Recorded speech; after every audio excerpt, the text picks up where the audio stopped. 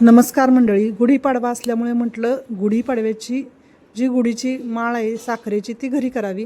तर त्यासाठी मी अर्धा कप कढईमध्ये पाणी घातलं, त्यामध्ये 1 कप साखर घातली आणि ती विरघळायला ठेवली. तोपर्यंत इकडे आप्पेपात्रामध्ये तूप लावून घेतलं ब्रशने. त्यानंतर दोरा जाड असा बघून घालायचा, व्यवस्थित घालायचा आणि त्याच्यानंतर थोडंसं तूप व्यवस्थित लावून घ्यायचं. त्यानंतर इकडे आपलं साखर विरघळत आली की त्यामध्ये पूर्ण विरघळून झाली की आपण प्लेटमध्ये पाणी घ्यायचं आणि गोळी होते का बघायचं. गोळी होते म्हटलं की गॅस बारीक करायचा आणि त्यामध्ये सोडा एक अर्धा चमच्याला कमीच घालायचा.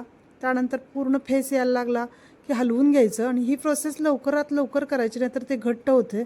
त्यानंतर लगेच आप्पेपात्रात हे सर्व ओतून घ्यायचं पळीच्या साहाय्याने आणि थोड्या वेळाने बघायचं मस्त अशी घट्ट घट्ट अशा माळ तयार होते साखरेची. खूप सुंदर अशी तयार होते. घरच्या घरी केलेलं सुख वेगळंच. व्हिडिओ आवडला तर व्हिडिओला लाईक करा, नवीन असता तर सबस्क्राईब करा.